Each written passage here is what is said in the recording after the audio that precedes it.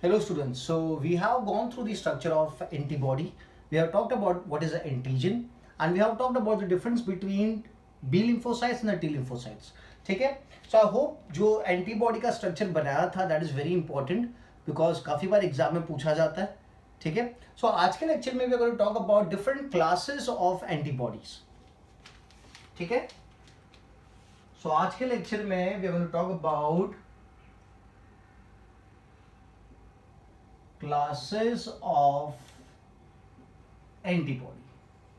So I hope मैंने दो terms दिए थे. एक टर्म मैंने बोला था paratope and epitope. I hope that is very very clear. Epitope कौन सा पोर्शन होता है? एपिटोप एंटीजन का पोर्शन होता है जो एंटीबॉडी से बाइंड करता है, और पैराटोप एंटीबॉडी का पोर्शन होता है जो एंटीजन से बाइंड करता है. ठीक है? So when you talk about antibody, इस तरीके से अपन ने स्ट्रक्चर दिखाया था एंटीबॉडी का.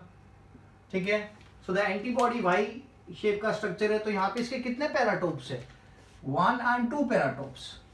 दो पैराटोप्स हो गए ना. अगर मैं दो एंटीबॉडीज बोलूंगा तो उसके कितने पैराटोप्स हो गए? तो टोटल 4. ठीक है? तो अगर मैं 5 एंटीबॉडी बोलूंगा तो टोटल कितना हो गया? टोटल 10 पैराटोप्स हो गया ना. ठीक है? सो क्लासिफिकेशन या क्लासेस ऑफ एंटीबॉडीज की बात करें तो यहाँ पे जो स्ट्रक्चर इंपॉर्टेंट रोल प्ले करता है that is the constant region of antibody.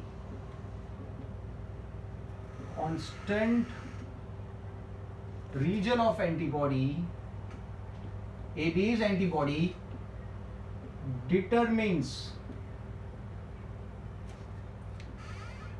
class of antibody. ठीक है? So जो constant region था अपन ने FC लिखा था ना, दिस रीजन वॉज FC, और ऊपर का रीजन अपन ने लिखा था वेरिएबल है जो चेंज होता रहता है डिपेंडिंग ऑन द एंटीजन. तो जो फिक्स्ड रीजन है, जो कांस्टेंट रीजन है, that is going to determine different classes of the antibody. ठीक है? Now let's talk about, we use IG, that is immunoglobulin, to represent antibodies. We use IG, that is immunoglobulin, to represent the antibodies. जैसे कि I'll put it down, IgA. That is what? IgA is immunoglobulin A. That is an antibody. This is the name of the antibody, immunoglobulin A. Now this is the second most abundant antibody. It is the second most abundant antibody. ठीक है? यहाँ लिख देता हूं मैं. It is the second most abundant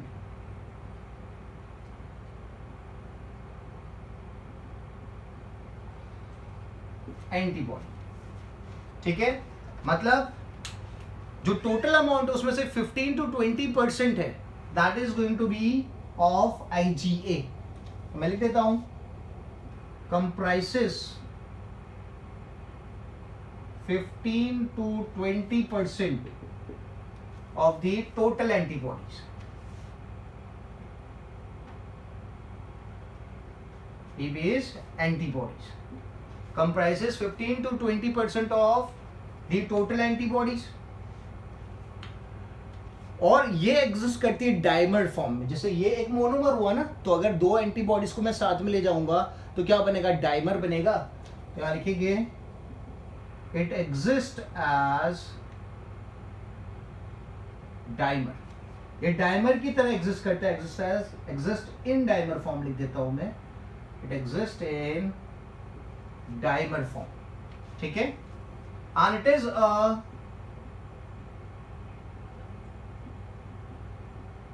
secretory antibody. क्या है? Secretory antibody है. अगर स्ट्रक्चर की बात करें तो structure looks somewhat like this.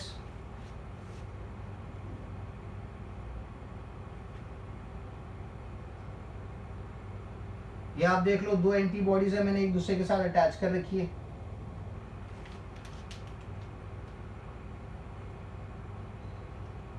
है ना, ये एक एंटीबॉडी, ये दो एंटीबॉडी. तो यहाँ पे अगर आप देखो तो कितने पैराटोप्स है?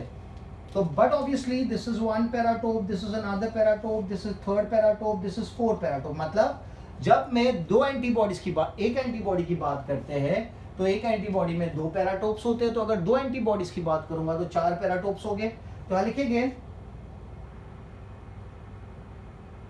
4 paratopes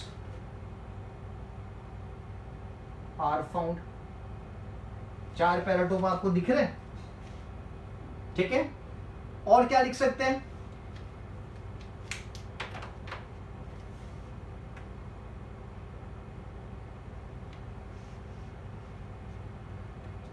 It protects against antigen or the pathogen which enters body during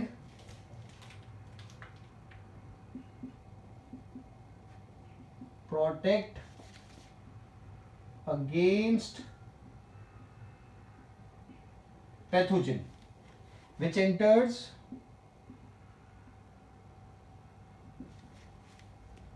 in body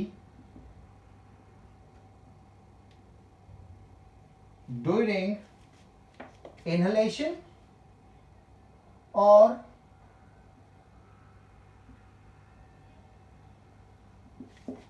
inhale करते टाइम अगर आप कोई पैथोजन को इनहेल कर लेते हो तो उस टाइम पे इम्यूनोग्लोबुलिन ए उसके ऊपर अटैक करेगा, या फिर आप गलती से कोई पैथोजन को खा लेते हो, इंजेक्शन, ठीक है, आप इंजेस्ट कर लेते हो, तो उस टाइम पे इम्यूनोग्लोबुलिन ए उसके ऊपर एक्ट करेगा, उसको मारने का काम करेगा, ठीक है। और अगर देखें,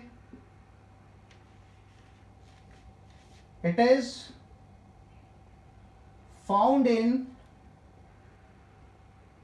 कोलेस्ट्रम, ठीक है।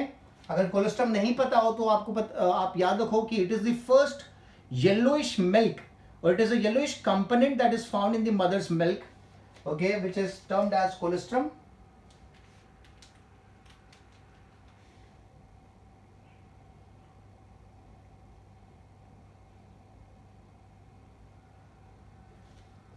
It is found in colostrum, that is the yellowish component which is found in the milk in the earlier stages when the mother starts lactating, okay. So it consists of what? It consists of immunoglobulin A. It provides immunity.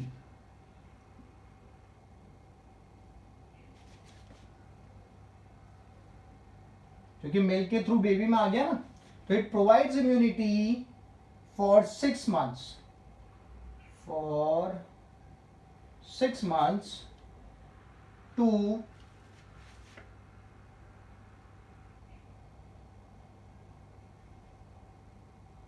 New born baby.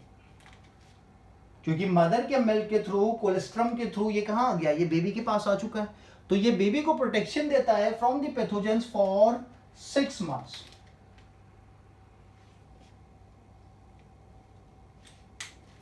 ठीक है। और अगर देखें, आप ये points लिख लो, I'll rub it down.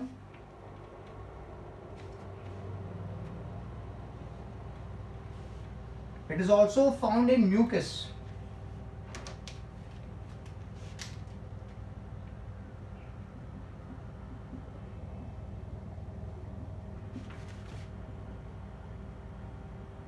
So mucus में मिलने की वजह से it is also known as secretory antibody.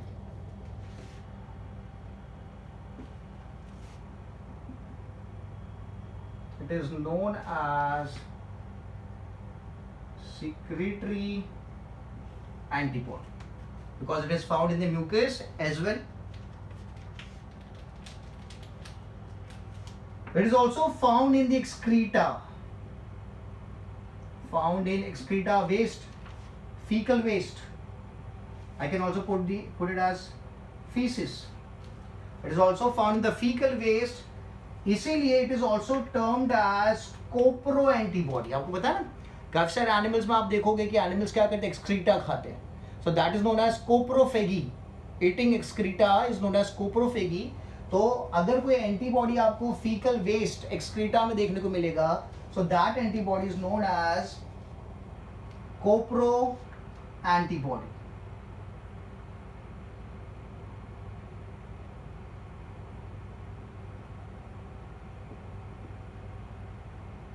It is going to be termed as copro antibody. One more important thing it does is immunoglobulin A, it activates the complement system. तो दूसरी systems को activate कर देगी which are the part of the immune system, उनको activate कर देगा. तो लिखते हैं it activates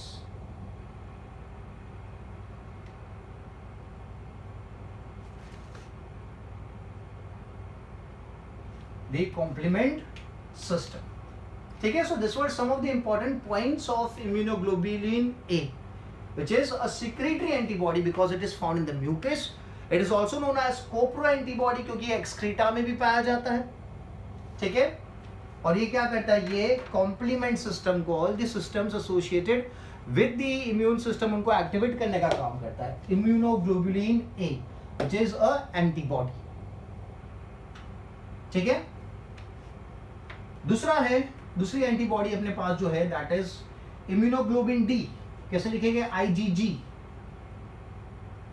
I'm sorry, IgD.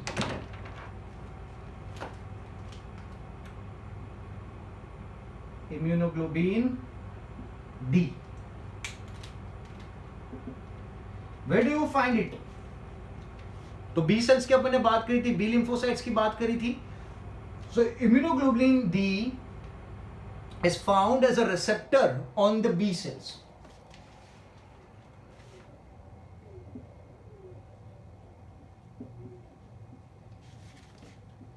It is present as a receptor on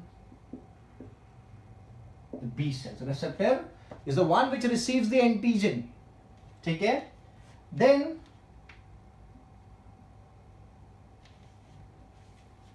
जैसे ही एंटीजन के कांटेक्ट में आएगी यानी एंटीबॉडीज, ये क्या करेगी, because now they are working as a receptor ना, तो रिसीव करेगी एंटीजन को और एक्टिवेट करेगी बी सेल को to produce other antibodies. Activates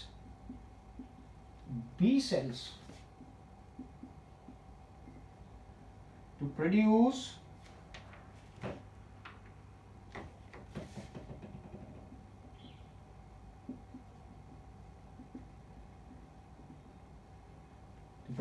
other antibodies.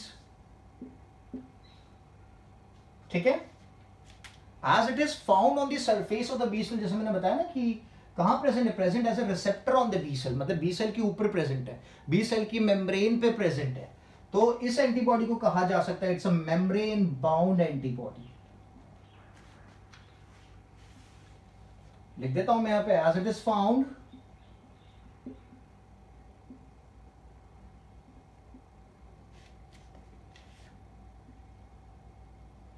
on membrane of B cells.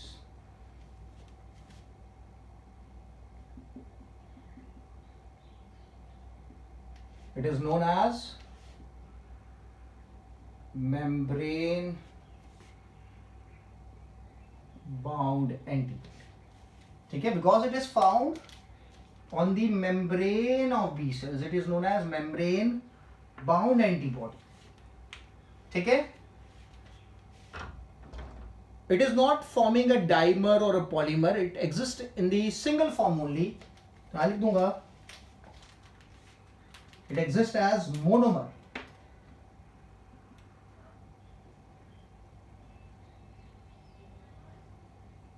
It exists as monomer. तो मोनोमर की अगर बात करेंगे, मोनोमर कितने paratopes,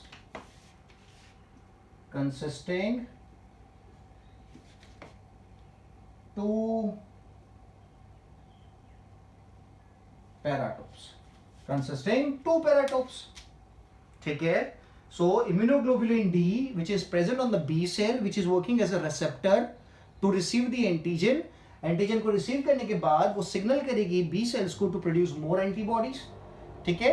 as it is found on the membrane, it is termed as a membrane bound antibody and it only exist as a monomer. तो उसके पास कितने paratopes होंगे, सिर्फ 2 पैराटोप्स होंगे. ठीक है. Then let's talk about another antibody, that is immunoglobulin E.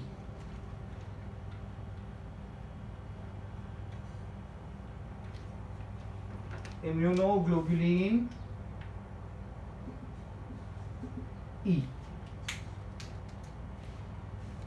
सो जो भी एलर्जिक रिस्पॉन्स होता है ना, एलर्जी आप सबको पता है, अगर आपने कुछ खाया, allergy is a way of your body to say that कि यार ये चीज़ सूट नहीं करती. फॉर एग्जाम्पल आप कोई दवाई खाते हो और आपको एलर्जी हो जाती है, लाइक से आपको रैशेज हो गए, आपको इचिंग हो रही है काफ़ी, तो आपकी बॉडी आपको बोल रही है कि you should not eat this medicine और you should not eat this food और you should not go at that particular place, because वो एनवायरमेंट, वो दवाई आपकी बॉडी को सूट नहीं कर रही.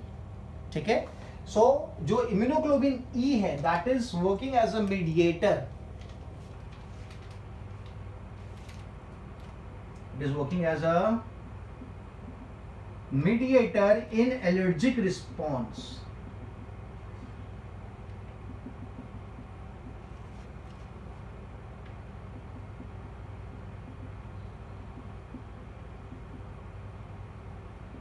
It is working as a mediator in allergic response. Okay, it was discovered by the scientist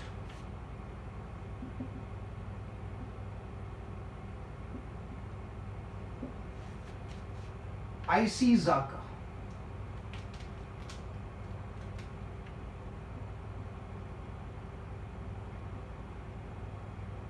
It was discovered by the scientist Ishizaka, and it is a very rare antibody,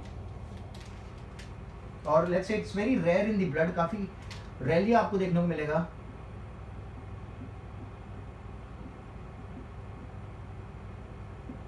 Rare in blood. ठीक है. So this was immunoglobulin E. Now immunoglobulin G, the most abundant antibody.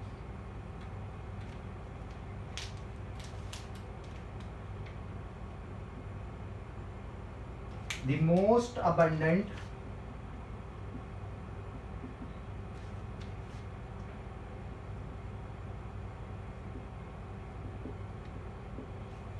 antibody. Almost it consists 75% of the total antibodies.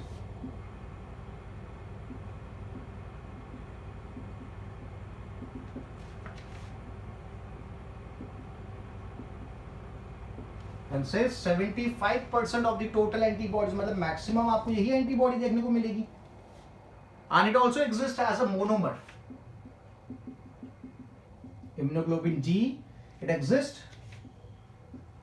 as monomer. मतलब कितने paratopes?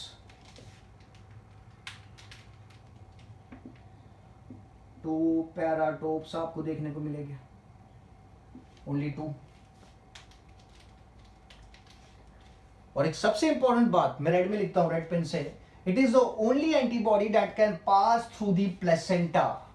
मतलब जब baby का development हो रहा है तो जो एंटीबॉडी बेबी को मिलती है मदर से, दैट इज इम्यूनोग्लोबुलिन जी. ठीक है, याद रखना ये चीज. It is the only antibody to pass through placenta. Only antibody to pass through placenta only. Yeah, this is very important. That is immunoglobulin G is the only antibody that can pass through the placenta. मतलब अगर आपको पूछा जाता है जो developing baby है उसके पास कौन सी एंटीबॉडी अवेलेबल हो सकती है, तो आपका आंसर क्या होगा? Immunoglobulin G, because it is only able to pass from a mother to the baby. ठीक है. Now it is also responsible for activating the complement system.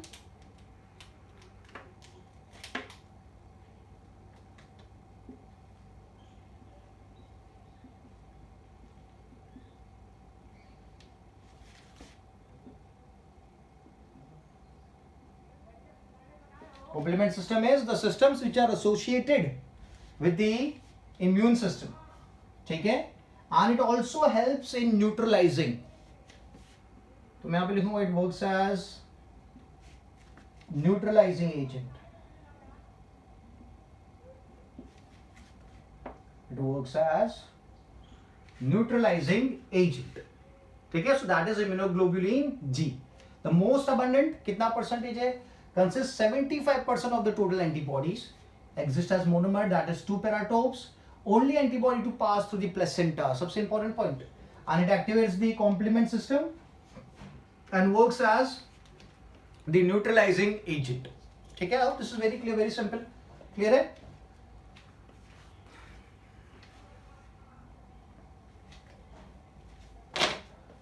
Okay, now let's talk about the another antibody, that is immunoglobulin M. सबसे ज्यादा number में available जो है that is जी, सबसे बड़ी जो है that is M.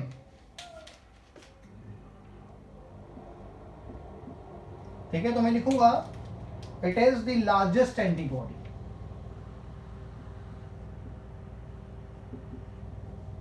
It is the largest antibody and it exist as a pentamer. Pentamer मतलब 5.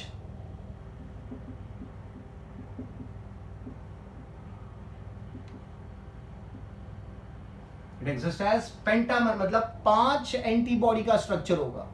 तो अगर 5 एंटीबॉडी के स्ट्रक्चर हो गए तो कितने पैराटोप्स हो गए, तो that is 5 into 2, because 1 antibody consist of 2 paratopes. तो मैंने बोला पेंटामर है मतलब 5 एंटीबॉडी से मतलब पैराटोप्स कितने हो गए, 10 पैराटोप्स. कितने हो गए, 10 पैराटोप्स हो गए. ठीक है. And it is the first antibody that gets activated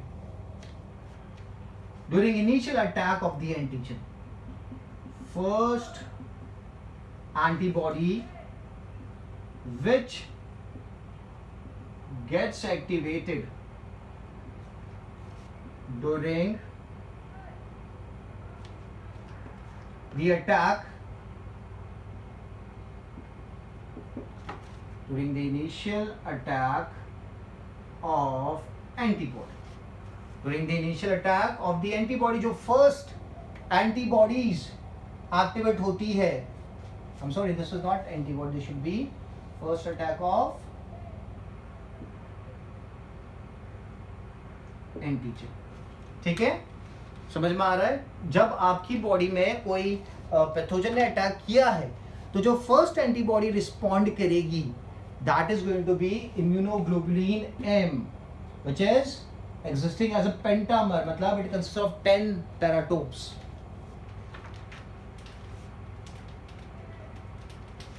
it protects blood,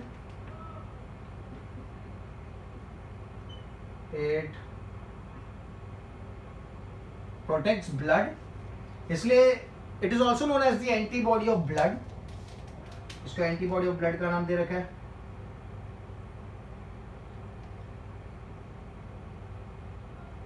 क्योंकि ब्लड को प्रोटेक्ट करने का काम करती है. ठीक है. And it is one of the earliest antibody that is formed in the body. जब बॉडी का डेवलपमेंट हो रहा है तो जो फर्स्ट एंटीबॉडी बनती है ना उसमें से ये एक है. First antibody to be formed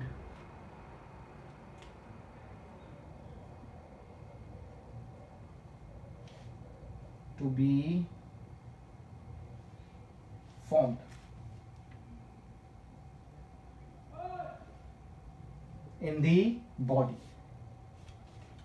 ठीक है. The first antibody to be formed in the body that is immunoglobulin M. Clear है, simple and easy. So we have discuss some of the antibodies. ठीक है, different classes of antibodies actually. Clear है. So let's move ahead and talk about the functions. What are the functions of this antibody जो मैंने अभी discuss किया. मैंने characters तो बता दिया आपको. अगर फंक्शंस देखें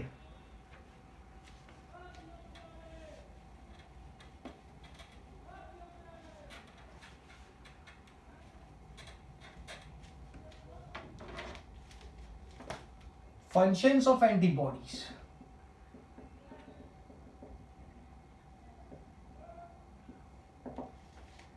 तो एक फंक्शन जो है दैट इज एग्लूटिनेशन. क्या है एग्लूटिनेशन? मतलब दे कैप्चर और दे होल्ड द पैथोजन. ठीक है।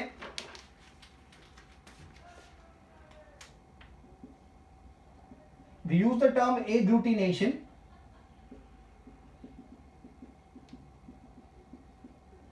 What is agglutination? They hold the pathogen tightly so that the pathogen is not able to escape. So that is one of the functions of antibodies. तो मैं लिखूंगा agglutination of pathogen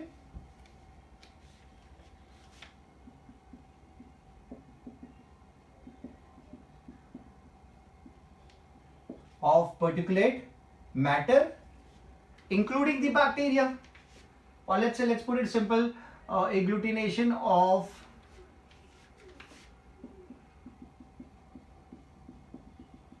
pathogen. ठीक है, इसके example में मैं लिख देता हूं इम्यूनोग्लोबुलिन एम। ठीक है, ये एग्लूटिनेशन का काम काफी अच्छे से करता है। Second is opsonization.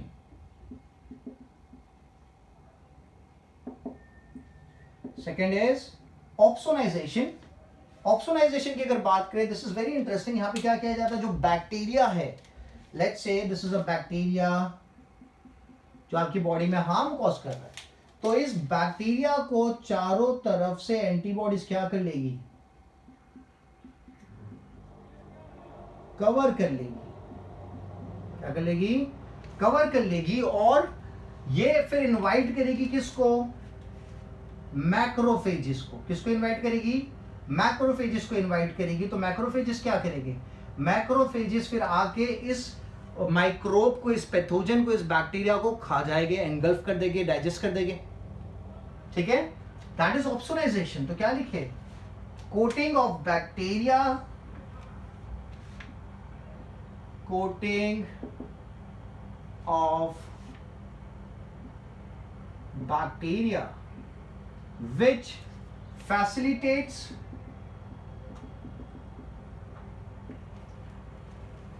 subsequent phagocytosis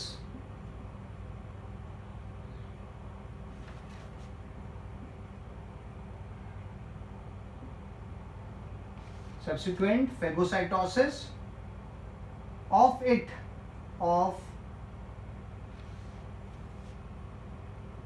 by macrophages. ठीक है, जैसे मैंने बताया, फिर से मैं रिपीट कर देता हूं कि जो बैक्टीरिया होगा, उस बैक्टीरिया को सराउंड कर लेगी एंटीबॉडीज। ठीक है, और सराउंड करने के बाद क्या होगा, वो इनवाइट करेंगे किसको, मैक्रोफेजेस को, उनके पास जहां पे बैक्टीरिया को उन्हें पकड़ के रखा है, सराउंड करके रखा है। और मैक्रोफेजेस फिर आगे क्या करेंगे, एंगल्फ करेंगे, फेगोसाइटोसिस करेंगे।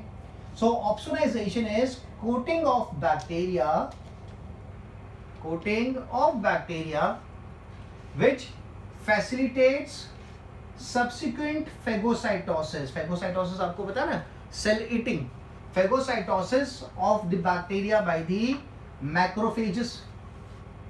ठीक है, तो इसके एग्जांपल में I'll put immunoglobulin G. Immunoglobulin G काफी अच्छे से ऑप्सोनाइजेशन का काम करता है। ठीक है, सो एक तो हो गया एग्लूटिनेशन। एग्लूटिनेशन में क्या होता है, बैक्टीरिया को पकड़ के रखना, होल्ड करके रखना, पैथोजन को होल्ड करके रखना। ऑप्सोनाइजेशन में क्या होता है, पूरे बैक्टीरिया के सराउंडिंग में एंटीबॉडीज जमा हो जाएंगे और इनवाइट करेंगे मैक्रोफेजेस को, so that macrophages can perform phagocytosis, that is eating of the bacteria. Then third,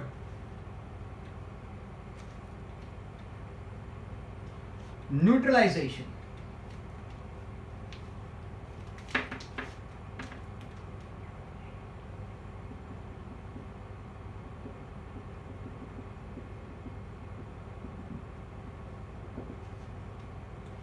अब काफी बार क्या होता है कि जो पैथोजन बॉडी में एंटर हुए, दे रिलीज टॉक्सिक सब्सटेंसेस और टॉक्सिक केमिकल्स। ये केमिकल्स क्या करेंगे, आपके ऑर्गन पे इंपैक्ट डाल सकते हैं, आपकी बॉडी पे इंपैक्ट डाल सकते हैं। तो उनको न्यूट्रलाइज करने का काम, okay, that is also perform by the antibodies. जो भी टॉक्सिक आपकी बॉडी में पैथोजन प्रोड्यूस कर रहा है उसको न्यूट्रलाइज करने का काम किया जाएगा। तो लिखूंगा न्यूट्रलाइजेशन ऑफ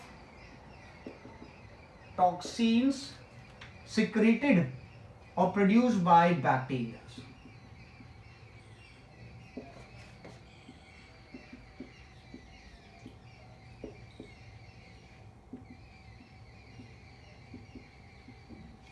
ठीक है, so that is neutralization. And the last is complement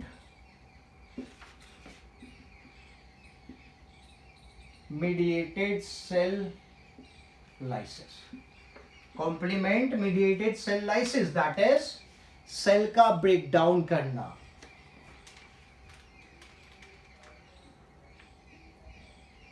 lysis of affected cell by creating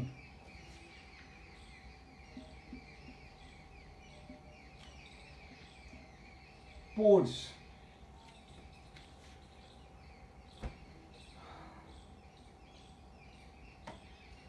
lysis of antigen लिखेंगे,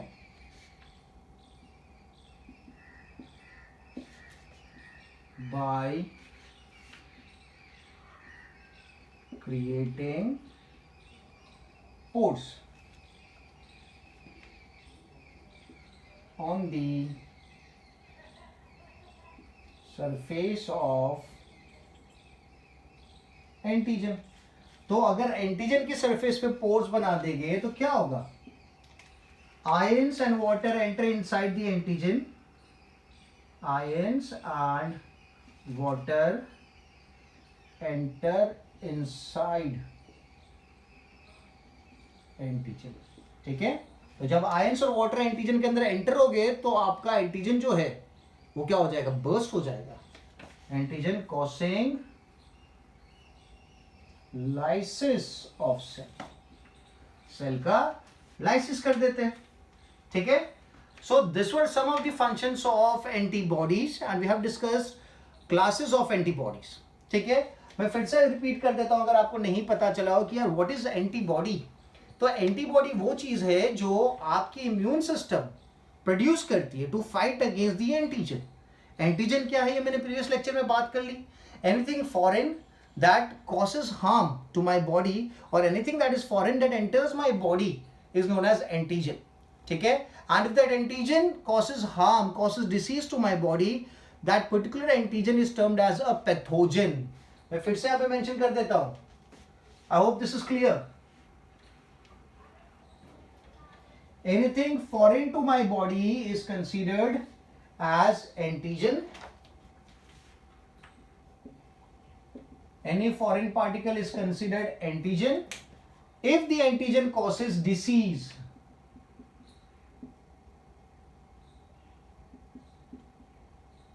or harm, so we'll term that same antigen as what?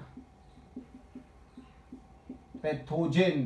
क्या बोलेंगे? पैथोजन। और इस pathogen से fight करने के लिए अपनी जो इम्यून सिस्टम है, बी सेल्स, टी सेल्स, ठीक है, टी सेल की मदद से बी सेल्स क्या करते हैं? दे प्रोड्यूस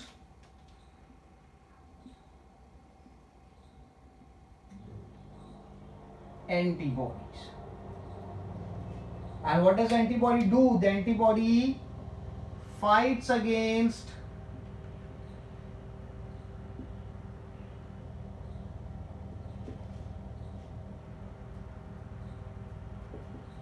द एंटीजन और द पैथोजन। ठीक है, सो ये बात आपको क्लियर हो जानी चाहिए that every pathogen is going to be antigen, but every antigen, that everything that is entering my body is not going to harm me. ठीक है, तो यहां लिख देते हैं every pathogen is antigen but every antigen is not pathogen. ठीक है, this should be very very clear. Every pathogen that is entering my body is going to be an antigen, but every antigen is not going to be pathogen because काफ़ी सारी चीज़ें मेरी body में जाती है. आपको पता होना चाहिए कि बैक्टीरियाज की अगर बात करते हैं, माइक्रोब्स की बात करते हैं, we are surrounded by millions and trillions of microbes outside as well as inside the body, but majority of those microbes are good ones, इसलिए आपको हार्म नहीं हो रहा है. तो वो भी आपकी बॉडी में एंटर हो रहे हैं पर आपको हार्म नहीं कर रहे, तो they can only be termed as antigen. But अगर कोई माइक्रोब एंटर हो रहा है आपकी बॉडी में और आपको हार्म कॉज करेगा, so that microbe is going to be termed as the pathogen. तो आपकी इम्यून सिस्टम उस पैथोजन के अगेंस्ट में फाइट करने के लिए क्या प्रोड्यूस करेगी?